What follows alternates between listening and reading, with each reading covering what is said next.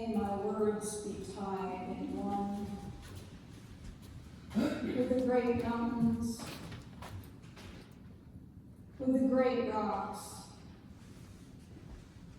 with the great trees, in one with my heart, the hearts of those gathered here, and the heart of the universe.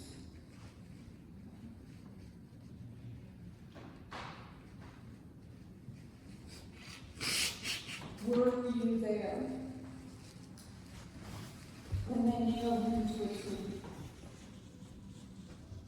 Were you there when they nailed him to a tree? Oh, sometimes it causes me to tremble. Were you there when they nailed him? Were you there when the sun refused to shine? Were you there when the sun refused to shine?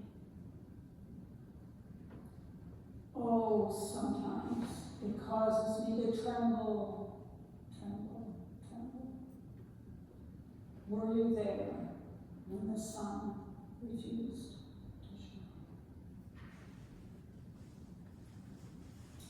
Well, the opening words, lyrics to an African-American spiritual, which was, by the way, not to be found in our hymnal.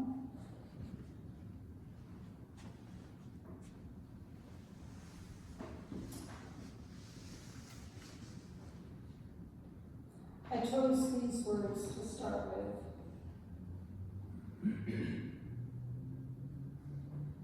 Primarily because there is a shying away from the negative aspects of the Easter story.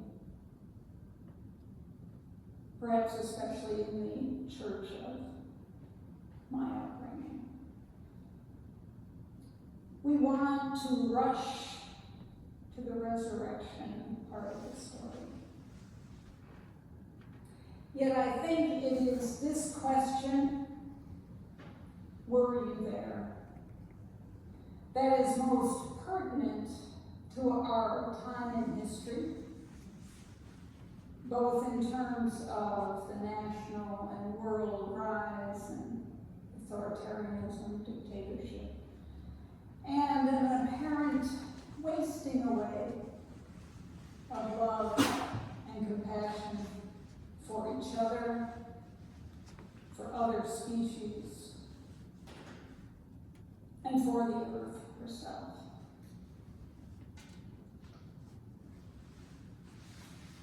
Some of those in our current government and in fundamentalist Christian circles have stated that the problem with our system is one of toxic empathy. Some argue that this is why women shouldn't be in leadership positions. Their feelings could cloud their judgment, making them less effective.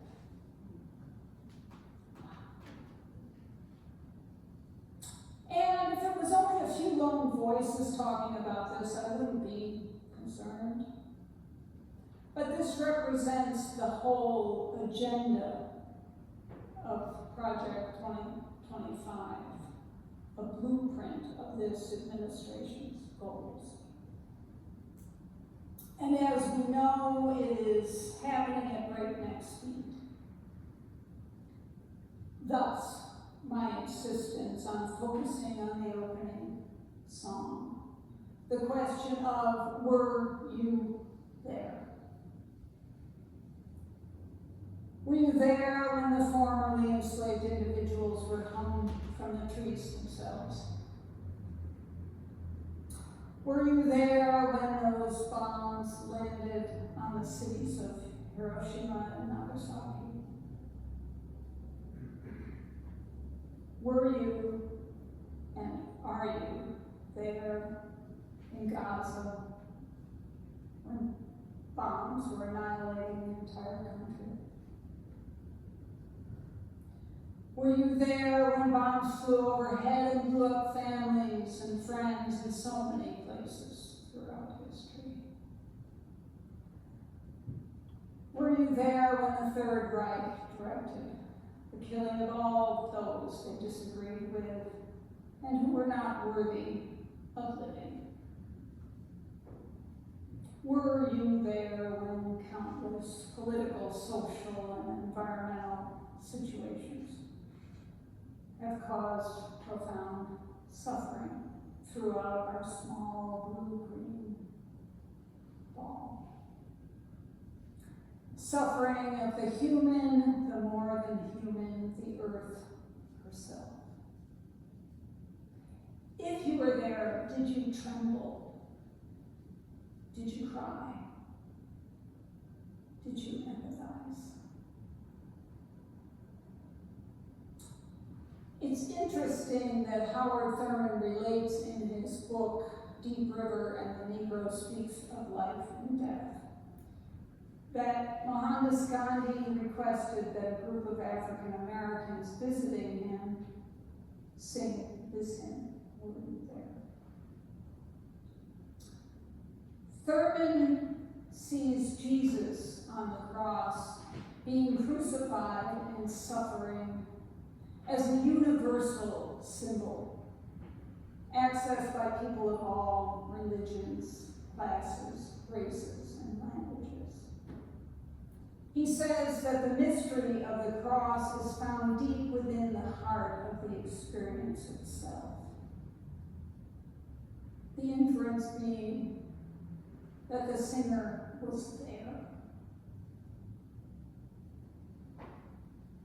In other words, he said, I know what he went through, because I have met him in the high places of pain, and I claim him as my brother.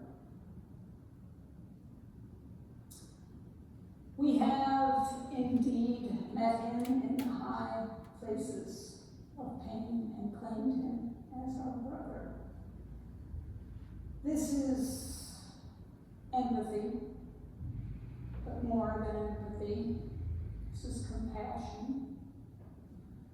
A deep identification with the nailing of one to a tree. An injustice, but more than an injustice, a terror, a horror, that makes one tremble and cry. It is not the glorification of this suffering, but the sharing of it that this points to. It is our ability to feel with Jesus and all who suffer, including ourselves. My teacher, Dr. Gabor Mate, speaks of compassion this way. He identifies 5 levels of compassion. The first one is the usual compassion that all mammals feel for each other, feeling bad that someone else is suffering. The second level is what he calls the compassion of understanding. By this, he means that we actually understand the circumstances under which a person suffers. We know the specifics and the history, and we understand it. The third level he identifies is the compassion of recognition. This is when we see ourselves in the moment of suffering. It is something that is familiar to us. And we realize that although the circumstances of the suffering may be different, we are, in fact, not different. This level gets rid of judgment and the power differential. fourth level he identifies is the compassion of possibility. This is something that is present in the present moment. It is in contrast to hope, which he sees as something in the future. This may be what draws us in to the Easter moment. The promise, the possibility of life's triumph even over death. But Mate identifies one more level, the compassion of truth. This seems to bring together all the other levels in a profound look at the reality of the situation. Not glorifying it, not sanitizing it, but seeing it for what it truly is. Pain and suffering, injustice, but also possibility. The possibility of new life.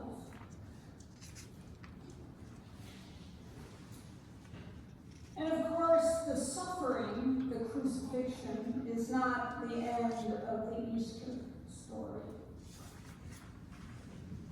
The death of Jesus is followed in the gospel accounts by a period of confusion, of uncertainty.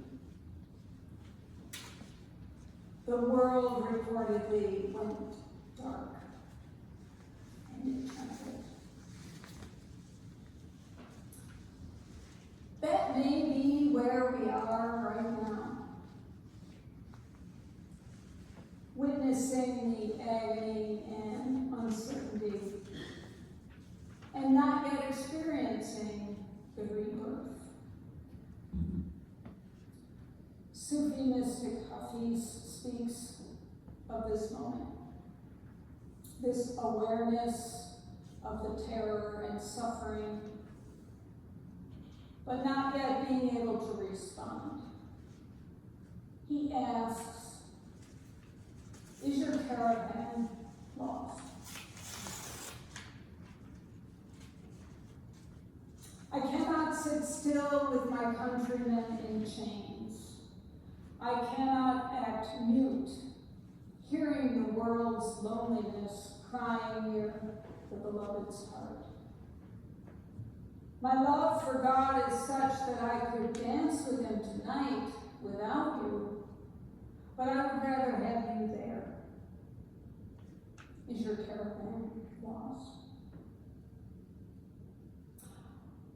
I think it's clear that the caravan of our government, at least, and other governments around the world, is lost.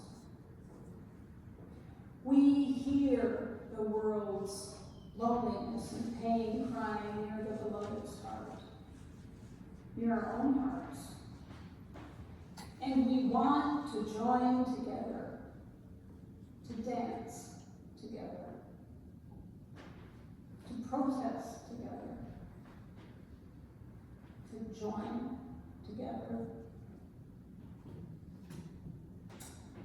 Hafiz continues this poem, explaining why the caravan might be lost. It is lost if you no longer weep from gratitude or happiness, or weep from being cut deep with the awareness of the extraordinary beauty that emanates from the most simple act and common object. My dear, is your caravan lost? It is if you can no longer be kind to yourself and loving to those who must live with the sometimes difficult task of loving you. At least come to know that someone untied your camel last night for I hear its gentle voice calling for God in the desert. No longer weeping, no longer caring, both for the suffering or the beauty, for both are in need of attention. Hafiz says, someone untied your camel. Well, the camel is a powerful symbol in Islam. And it is said by the Master, trust in Allah, but tether your camel first, because Allah has no other hands than yours. We are Allah's hands. We must care for the camel, for the catalyst for movement, for change. And the camel is calling for Allah and calling for our participation as co-creators as well. We are being called to attend to the possibility of the Easter moment today and in the days ahead. We must, in the words of Maya Angelou, rise, no matter what the experience. She wrote, I won't do it justice, but look at the recording and you can see Maya Angelou reciting this poem. Still I rise. You may write me down in history with your bitter, twisted lies.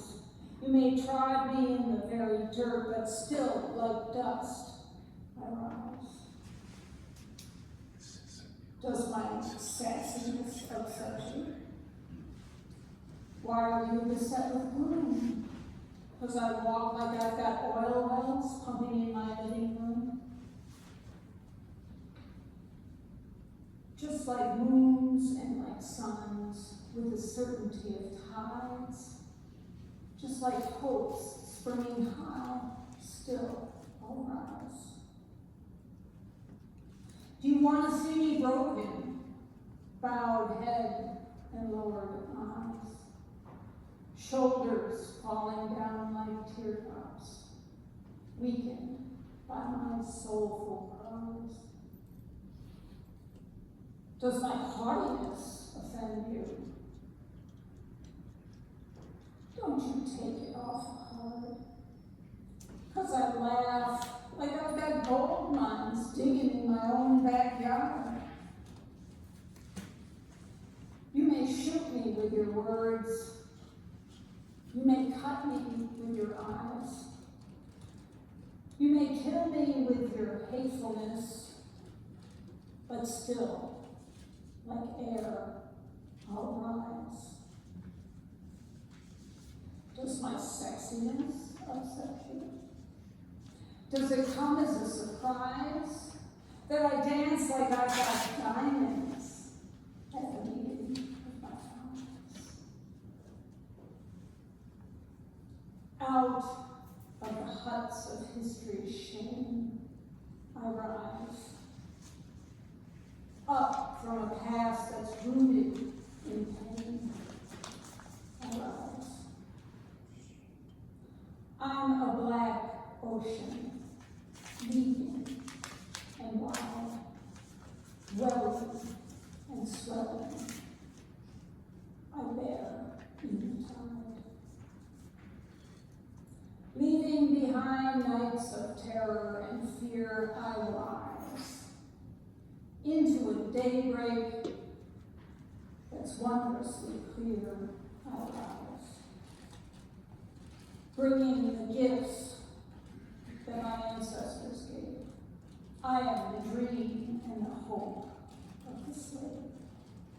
I rise, I rise, I rise.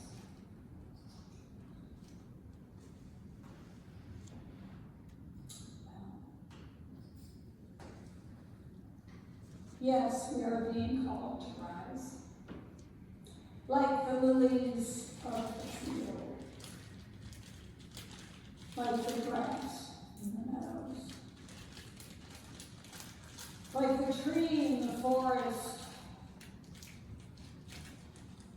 like daybreak, miraculously clear, like the crucified Jesus rose. And may the spirit of the all-pervading presence, the risen, divine one, bear our spirits home.